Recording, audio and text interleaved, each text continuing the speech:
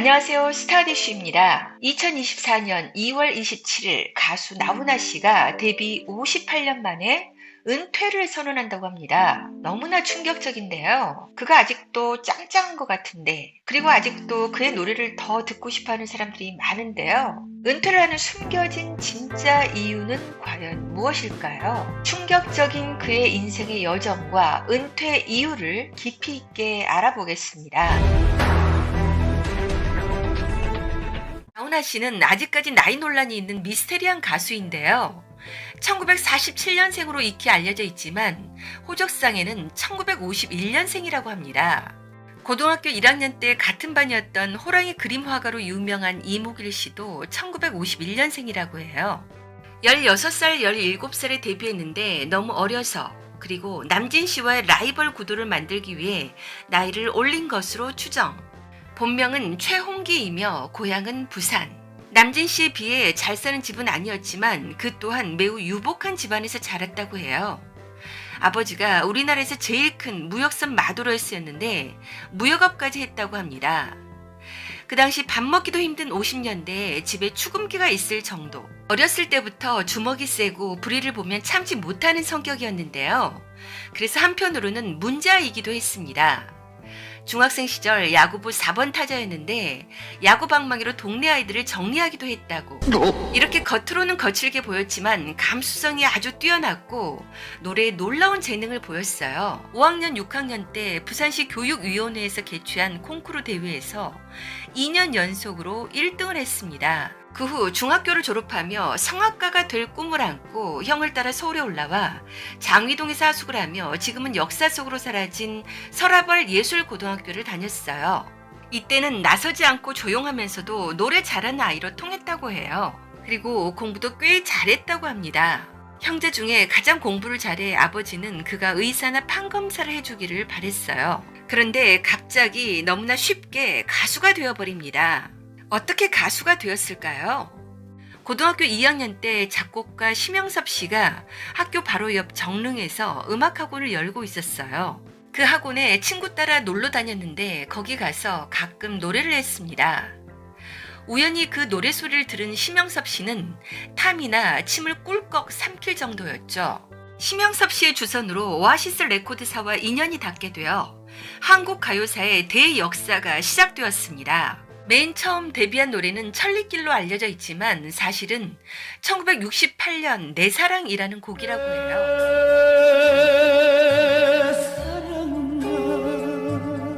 그 후 얼마 되지 않아 1969년 천리길을 냈는데 히트했고 연이어 다른 곡들도 줄줄이 성공하며 거의 신인 시절이 없었다고 합니다. 그 당시 더욱 가수 나훈아를 널리 알린 노래는 사랑은 눈물의 씨앗.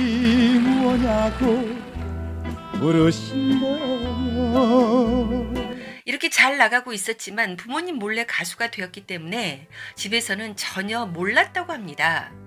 특히 본명으로 활동한 것이 아니라 예명 나훈아를 사용했고 더구나 아버지는 외국에 가 계셨어요.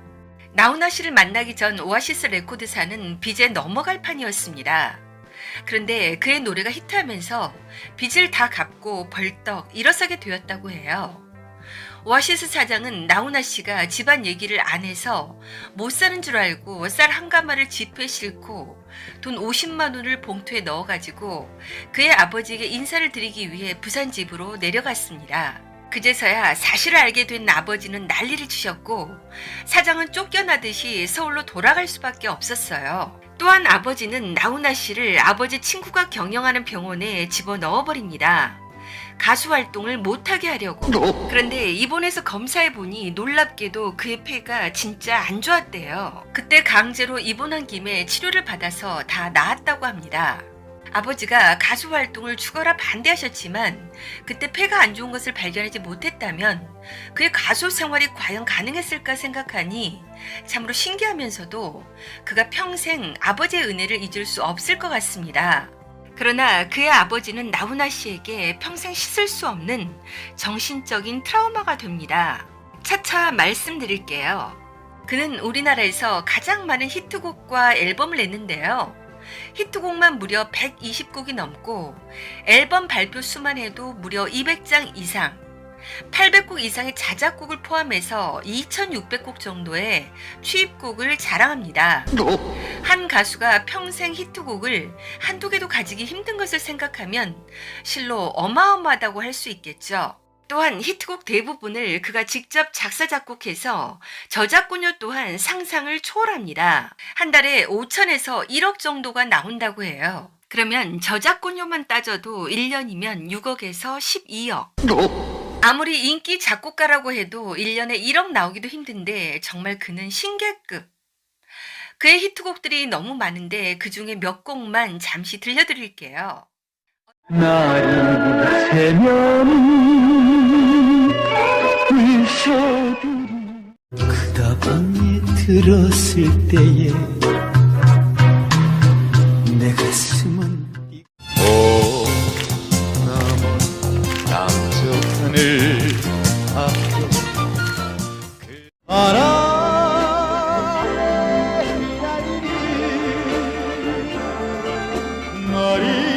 그의 가수 초창기에는 묵직하고 중후한 저음으로 노래를 깨끗하고 부드럽게 불렀으나 점점 그의 특유의 창법인 꺾기가 들어가며 심장을 후벼 파는 호소력이 강해집니다. 가지마 가지마 녹슬은 기차기라 돌담이 돌았어요. 그는 전성기였던 1976년 갑자기 당대 최고의 영화배우 김지민 씨와 결혼했는데요. 함께 사는 동안 거의 8년간 노래를 접었다가 1981년 대동강 편지로 복귀, 1982년 울긴 왜 울어로 다시 본 궤도에 올라갑니다. 울지마 울긴 왜 울어 아무도 찾지 않는 바람벌떡에 이름 모를 잡초야 정치를 돌려다녀. 나훈아 씨는 1984년 일본에 진출합니다. 엔카와 트롯은 겉으론 비슷하게 보이지만 바다로만 둘러싸인 섬나라 일본의 전통가요 엔카와 대륙으로 통하는 우리나라 전통가요 트롯은 음악적으로 다른 특징을 확연하게 가지고 있고 또한 기질 자체가 달라 일본에서 제대로 성공하기는 힘들었다고 말하기도 했어요. 그런데 일본 한복판에서 독도는 우리 땅을 외치는 한국 가수를 일본에서 누가 좋아해 주겠습니까? 생명의 위협까지 받았죠. 누가 말한다 우리 땅 독도는 우리 땅 독도는 우리 땅. 1980년대 후반이 되자 그는 TV 출연을 거의 하지 않고 연말 특집이나 공연에서만 볼 수 있게 되었어요. 그러면서도 히트한 노래들은 다음과 같습니다. 이미 와버린 이별이 슬퍼 내가 왜 이런지 몰라 도대체 왜 살다 보면 알게 돼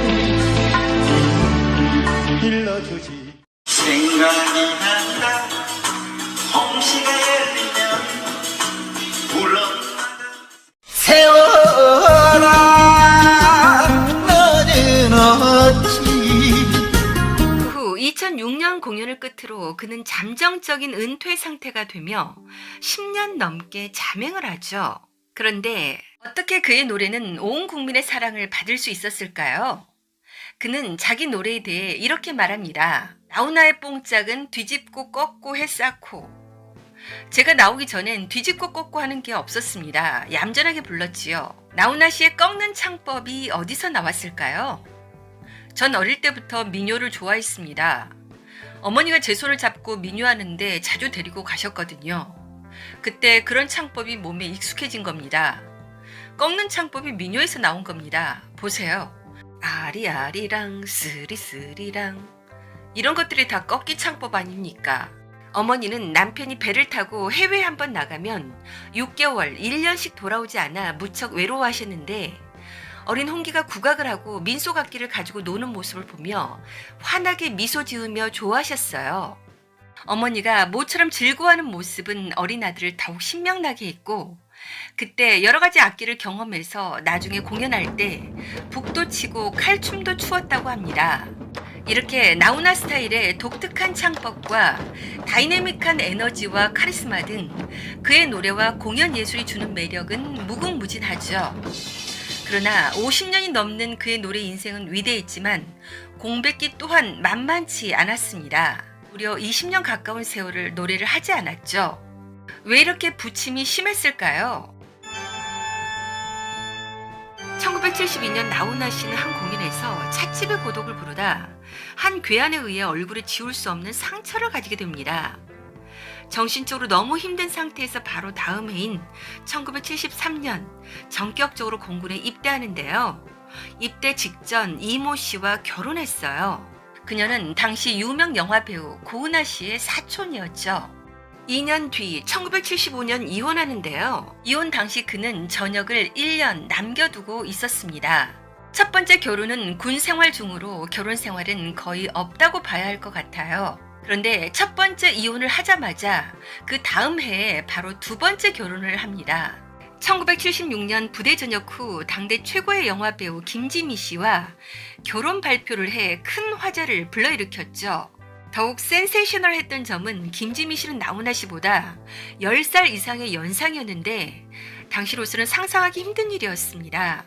두 사람은 함께 사는 동안 연예계 생활을 접고 김지미 씨의 고향이었던 대전에서 초원이라는 식당을 운영하며 행복하게 살아가는 것처럼 보였어요. 그러나 나훈아 씨가 1981년 대동강 편지를 발표하면서 가요계에 복귀한 그 다음 해인 1982년 이혼합니다. 그녀와 이혼 후 1년 만에 세 번째 결혼을 합니다. 후배 가수였던 정수경 씨와 동거를 하다 첫 아들을 얻은 후 1983년 세 번째 결혼을 한 것이죠. 정수경 씨는 결혼 당시 25살이었으며 나훈아 씨와 14살 차이였습니다. 이 당시 나온 노래가 나훈아 씨의 대표곡 중 하나인 사랑이죠. 이 세상에 하나밖에 슬아의 일남일녀를 두며 단란하게 사는 듯 보였지만 2011년 시작된 이혼 소송은 무려 5년 만에 종지부를 찍으며 결국 이혼하게 되었습니다. 이 당시 나훈아 씨는 잠행 중이었어요. 2006년 데뷔 40주년 공연을 마친 후 대중은 더 이상 마이크를 잡은 나훈아 씨의 모습을 볼 수 없었습니다. 투병설부터 후배 여배우와의 연문설, 강도 높은 루머가 판쳤죠. 결국 2008년 초 그는 대중과 언론 앞에 다시 섰어요. 공식 기자회견을 열고 각종 의혹에 조목조목 반박하며 바지 지퍼를 내리겠다는 초강수를 두며 모든 루머를 잠재워버렸습니다. 그러나 그 후에도 10여 년의 잠행을 이어갔어요. 2017년에 다시 트로트의 황제로 기원하며 여러와 같은 송원에 매해 공연을 하고 있습니다. 2020년에는 코로나로 지친 국민들을 위로하기 위한 통큰 공연으로 화제가 되기도 했죠. 사실 그의 공연료는 부르는 게 값인데 무료 공연으로 더욱 큰 감동을 선사했습니다. 이렇게 그의 사생활은 순탄치 않아 가수로서 긴 공백기를 가지게 된 점이 있는 것 같은데요. 더 근본적인 이유가 있었습니다. 그의 속마음을 털어놓은 적이 있는데요. 정말 믿을 수 없는 말을 합니다. 그는 2002년 월간 조선 인터뷰에서 이렇게 폭탄 고백을 했어요. 난 노래 부르는 걸 싫어한다는 겁니다. 노래하기 싫었어요. 다른 사람이 들으면 이해가 안 갈지 모르지만 만약 제가 다시 태어난다면 저는 노래는 죽어도 안 부를랍니다. 김지미 씨와 함께 살면서 노래를 접었는데요. 그때 정말 노래 부르기가 싫어서 그만두어 버렸다고 말했습니다. 또한 남자로 태어나 얼굴에 분칠하는 것조차 싫었대요. 그런 성향이었으니 당연히 있을 수 있는 일탈이었던 것 같습니다. 나훈아 씨는 자신의 노래를 히트시켜준 대중들에게 너무나 감사하다고 방송에서 말해왔지만 한편으로 마음 한구석의 괴로운 속마음을 계속해서 이렇게 털어놓았습니다. 저는 이 직업이 싫습니다. 그렇기 때문에 저는 제 속에서 빠져나와서 저를 볼 수가 있는 거죠.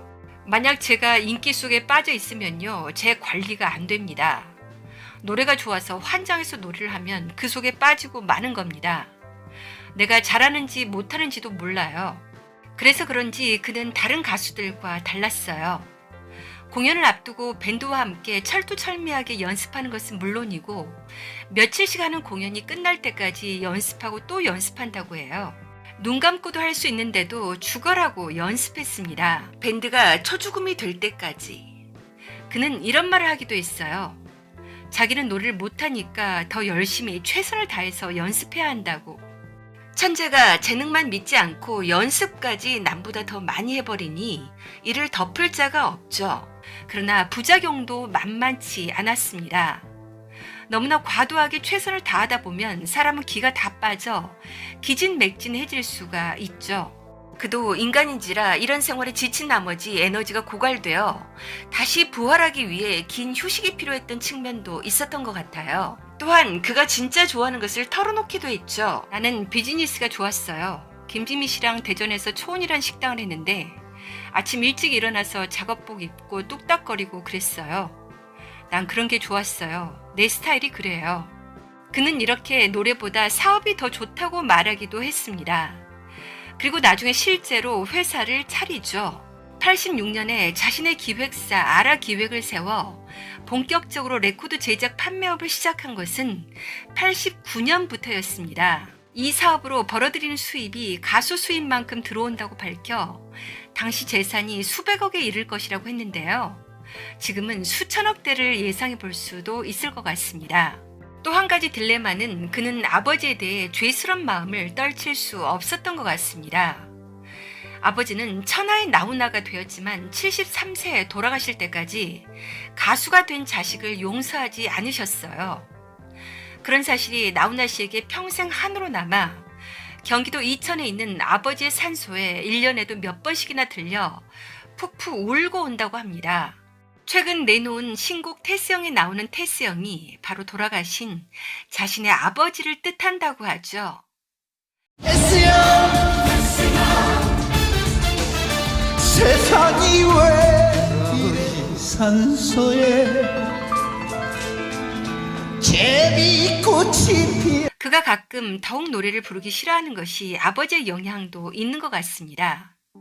특히 남자는 같은 남자인 아버지의 인정을 받지 못하면 평생 간다고 하잖아요. 그러다가 결국 2024년 2월 27일 그의 나이 만 73세에 마지막 공연을 알리며 은퇴를 선언했습니다. 그가 직접 쓴 글을 보면 이렇습니다. 고마웠습니다. 여기까지 왔습니다. 한 발 또 한 발 걸어온 길이 반백년을 훌쩍 넘어 오늘까지 왔습니다. 마이크를 내려놓는다는 것이 이렇게 용기가 필요할 줄은 미처 생각지 못했습니다. 박수 칠 때 떠나라 라는 쉽고 간단한 말의 깊은 진리의 뜻을 저는 따르고자 합니다. 세월의 숫자만큼이나 가슴에 쌓인 많은 이야기들을 다 할 수 없기에 고마웠습니다 라는 마지막 인사말에 저의 진심과 사랑 그리고 감사함을 모두 담았습니다. 긴 세월 저를 아끼고 응원해 주셨던 분들의 박수와 갈채는 저에게 자신감을 더하게 해주셨고 이유가 있고 없고 저를 미워하고 나무라고 꾸짖어 주셨던 분들은 오히려 오만과 자만에 빠질 뻔한 저에게 회초리가 되어 다시금 겸손과 분발을 일깨워 주셨습니다. 모든 분들께 다시 한번 제가 할 수 있는 가장 크고 높은 소리로 외쳐드리고 싶습니다. 여러분 고마웠습니다. 마지막 콘서트를 준비하면서 2024년 2월 27일 나훈아 올림 이렇게 글을 쓰셨는데요. 지금 마지막 공연을 4월 27일부터 한다고 합니다. 마지막 콘서트 제목은 고맙습니다 라는 제목인데요. 4월 27일 인천을 시작으로 청주, 울산, 창원, 천안, 원주, 전주에서 개최될 예정이라고 해요. 그런데 여러분은 나훈아 씨의 은퇴에 대해 어떻게 생각하시는지요? 저는 너무너무 서운한데요. 저희가 은퇴하지 말라고 하면 안 하실 수도 있을까요? 끝까지 시청해 주셔서 너무너무 감사드리고요. 구독과 좋아요 잊지 말고 눌러주세요. 감사합니다.